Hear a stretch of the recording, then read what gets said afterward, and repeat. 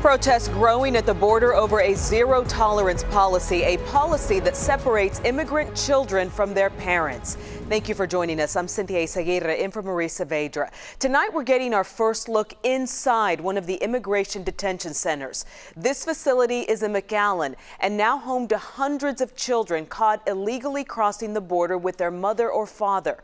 And on this Father's Day, protesters marched to show their outrage. This one in El Paso, led by Texas Democrat Beto O'Rourke. So we want to know, do you agree with the policy to separate immigrant children from their undocumented parents? Go to the WFAA app and click on the Vote Now tile. While you vote, let's go live to David Goins now. David, there is strong reaction from both sides tonight. Good evening, Izzy. Yeah, lawmakers on all sides of the aisle say Congress needs to take action to find a way to end President Trump's policy of separating immigrant families when they arrive here in the U.S. undocumented. While action in D.C. appears uncertain, not so here in Texas along our border with Mexico.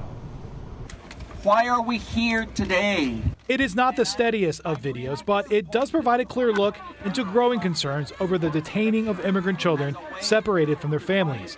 The video comes from former Dallas County Sheriff Lupe Valdez, who's running for governor. She joined other Democratic candidates, including House Rep Beto O'Rourke, marching in Tornillo, a small outpost near El Paso on Sunday, now home to a tent city for immigrant children detained after crossing into the U.S. This is all of us. This is America. And so either that is who we are or this is who we are. O'Rourke said Sunday of the 200 kids in this location, about 40 of them arrived here after being separated from their parents. The Trump administration said Thursday it was opening the camp as a result of its zero-tolerance policy for illegal border crossings, a policy the AP reports has led to the separation of more than 2,000 children from their parents in the last 6 weeks. You're looking at an incredibly large universe of children that are going to need assistance. And Dallas-based immigration attorney Eric Cedillo says it likely means more lawyers are headed to the border for legal aid. It is a true separation for a lengthy period of time. On Sunday, Steve Bannon, Trump's former chief strategist, defended the policy enacted by Attorney General Jeff Sessions back in April. Zero tolerance.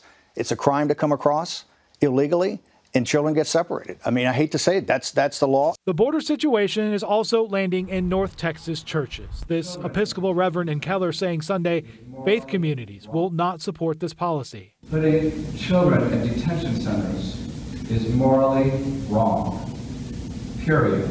And tonight, concern too over the administration's decision to house children in a remote location in the middle of a West Texas summer. And with that zero-tolerance policy, knowing more detentions are likely coming. There is no doubt that it's going to continue to swell. There are two bills in the U.S. House set for votes early this week, but it is unclear if they have enough support to end this policy. Live in Dallas, David Goins, Channel 8 News. All right, David, thank you. And former First Lady Laura Bush weighed in on the issue this evening. In an op-ed posted on the Washington Post, she wrote, "I live in a border state. I appreciate the need to enforce and protect our international boundaries, but this zero-tolerance policy is cruel, it is immoral, and it breaks my heart."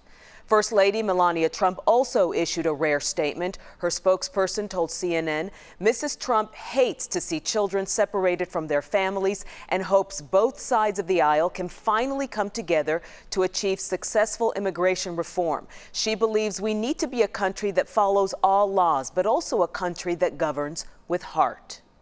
Meantime, another shelter could be opening in Texas. A government contractor has reportedly signed a lease with this former homeless shelter in Houston. It has also petitioned the state for a license to care for up to 240 children.